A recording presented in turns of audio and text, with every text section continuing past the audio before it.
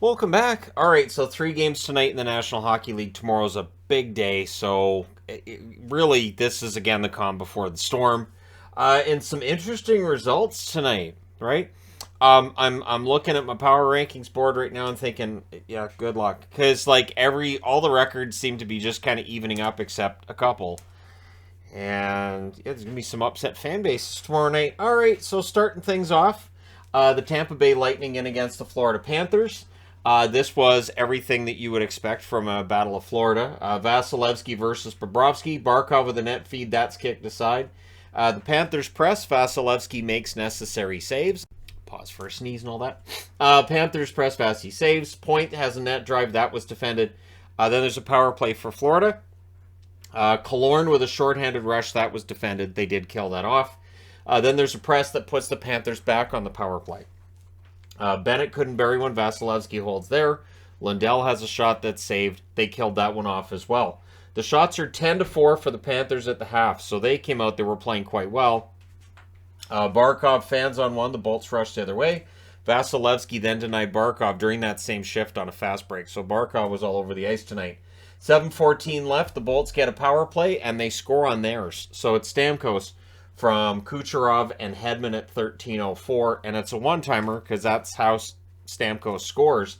And then the Bolts go right back to the power play. They had good chances on that next one, but that one was killed off. And then shortly after it's done, Tkachuk scores from Montour and Forsling at 15:48. So he buried it on a net feed, and nice goal for Tkachuk. That's his third as a member of the Panthers. Forsling's then denied from the slot. Bolts cleared out. We're going into the second period with the score tied at 1. Tkachuk has a rush chance that's held. The early jump was definitely for Florida. They get a power play. It becomes a 4-on-4. The Panthers had the pressure during the 4-on-4. Everything gets killed off. Then there's a press by Florida at 7.5 minutes. There was a delay game call that puts Tampa Bay on the power play. Kucherov has a shot that's kicked out. Good cycle. Reinhart blocked a shot from Stamkos. That had to hurt. Things get pushy after a save by Bobrovsky. Point then had a rush chance that was saved. We end up with 2 minutes of 4-on-4. Again, a little bit of the extracurriculars tonight in this game. Just a little bit. So that's always fun, right? Barkov gets shaken up on a hit. It looked like his shoulder, his head hit the boards. He would return to the game, though. Keep an eye on that. That's one of those things that, going into the next game, they might be, finding out he's more hurt than you think.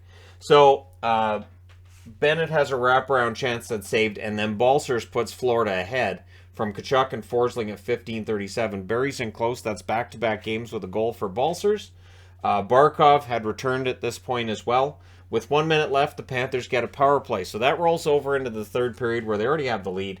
Tkachuk has a shot that's held during that abbreviated power play to start the third, and then it's killed off. So Florida had opportunities tonight. Stamkos has a tip that hits the crossbar. Panthers get a power play. There was a shorthanded 3-on-2 that was defended before it got to the net. They did kill that off. Colton then had a net drive. That was saved. Bolts press. They get a power play. That was killed off as well. 2 shots on that power play for Tampa. Things get pushy after a hold by Bobrovsky because there was a lot of pushing and shoving tonight. And then on a face-off win at 9:29, Point, who had won the face-off, ends up getting the goal from Kucherov and Sergachev. So all of a sudden the game's tied. Then the Bolts end up getting a power play shortly after that. It's killed off. The Bolts press after, but we're headed to overtime. In overtime, Tampa Bay controls early.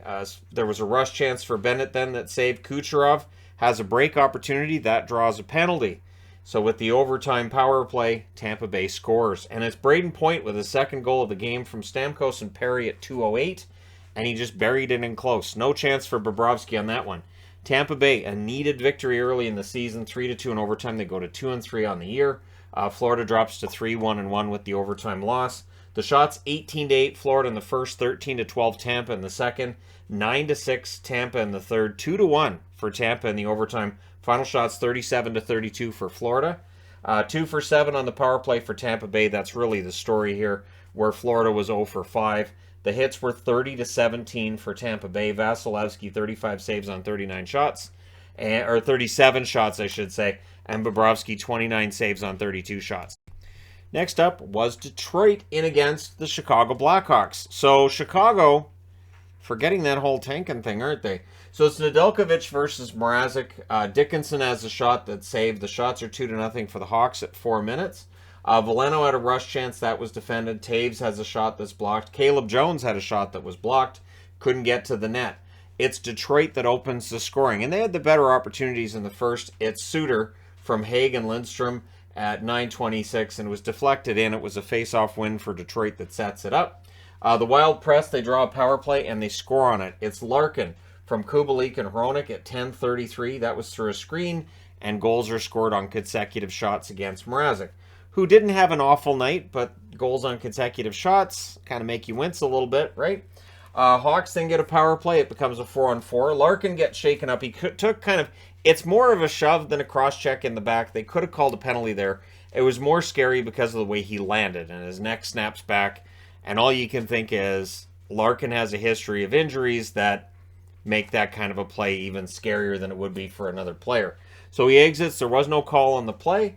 Hawks get another power play. That's killed off with 2:44 left. The Wings get a power play, but that was killed off as well. However, coming out of the first, Detroit's up 2-0, and Chicago only had 3 shots. So it looked like this one could be easy, but Chicago has this weird rope-a-dope they're doing early in the year where they don't look good, and then all of a sudden, things change. So Larkin wasn't back to start the second. Dickinson got shaken up on a play as well. He would stay in the game. The Wings press, couldn't get to the net. The Hawks press back at 3.5 minutes. Raymond then had a rush chance that was saved. Athanasiou gets a penalty shot, and he scores on it. That's at 5:41, and it was a nice power play or penalty shot move in order to get that one in, but it worked. And that was only the 5th shot on net for Chicago, so that one goes in. And so for Nedeljkovic, not much he could do on that one, being a penalty shot and all. Hawks then press for the tie. Larkin's back at this point in the game. The shots are 8-4 for the Wings at the half, and they would score to get the 2-goal lead back. It's Kubalik against his former teammates. From Mata, also a former Blackhawk, that's at 11 minutes and 18 seconds. Kubalik tipped it in front. The Hawks then get a power play. Athanasiou was robbed, looking skyward after that, looking for his second goal of the game. The Wings would press with 3.5 minutes left after that power play was done. Soderblom then couldn't bury one 2-on-1. And we are going to the third. Again, Detroit with a 2-goal lead. What is it with 2-goal leads in the NHL right now? Stalock was in to start the third, and the E-bug was activated. So the emergency backup goalie was told, get ready. So something happened in between the second and third period. Something was wrong with Mrazek. We'll likely find out tomorrow what's going on with Mrazek, but it was Stalock's net. Ernie's denied on a fast break, so welcome to the game, Stalock. Kurashev then at 3:46 scores from Lafferty and Jack Johnson, and he just buries the rebound there. So Lafferty on the board with an assist. The Wings press at 4.5 minutes. Raymond couldn't bury it. We had a post for Sundqvist. The Wings, I should say, press again. No idea where Rangers came from. No clue. None at all. Zadina's robbed on a break. Getting old sucks.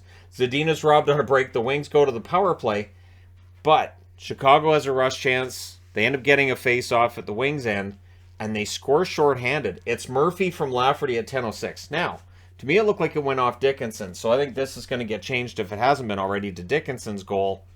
He's a pretty good penalty killer, Vancouver. Anyways, that was a big goal and ties it up. The Hawks then press for the lead.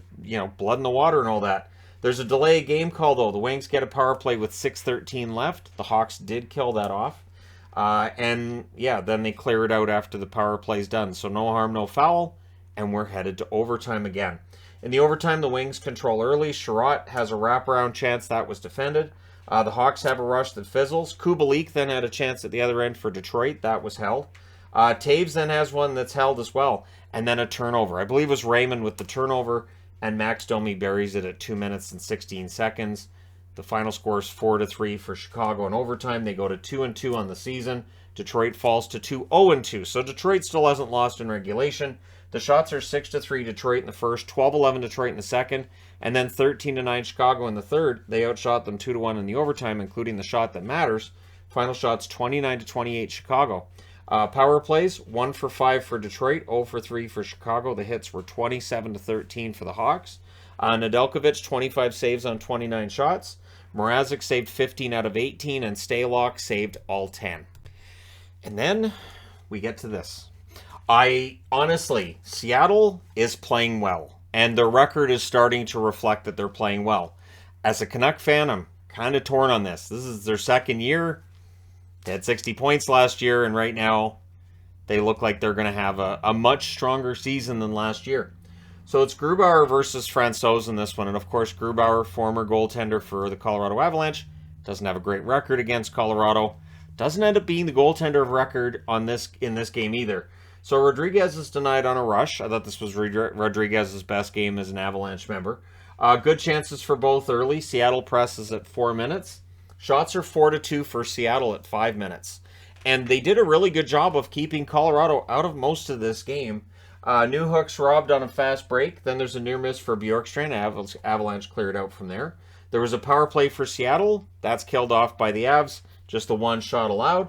Alexiak then had a fight with McDermott. Pretty good bout between those two guys. Rodriguez then had a shot that was saved in close. O'Connor nearly buries one as the Avalanche were pressing. Solid road period for the Kraken, but it's scoreless after one. So we go to the second period. Early power play for the Kraken, and they score on it. Schwartz from the middle of the ice scores from Eberle and Gord at 1:38. So Yanni Gord finally gets his first point.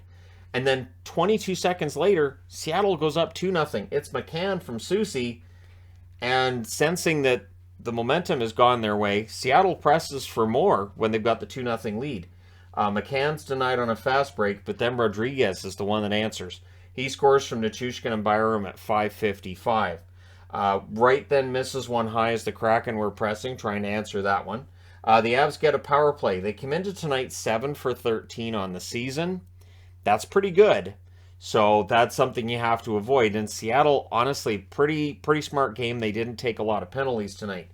So during that power play, Newhook's denied on a rush, and Seattle kills it off. McCann was then denied from in close.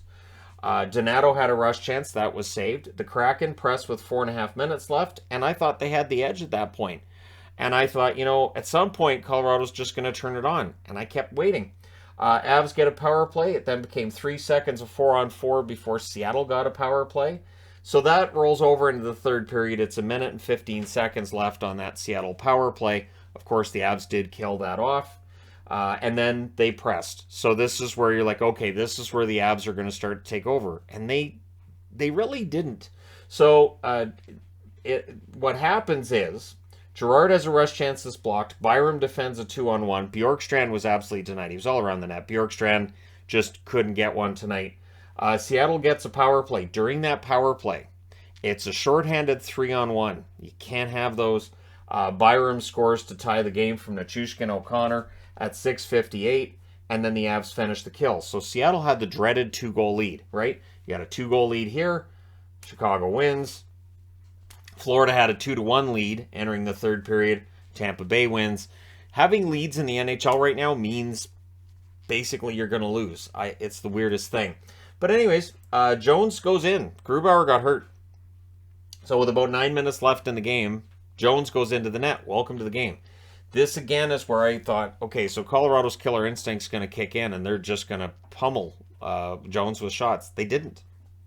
So Burakovsky had time, couldn't beat Francouz, and then Kuhlman does. He scores 5-hole on a rush opportunity. He scores from Schwartz and Alexiak at 12:05. Seattle has a lead.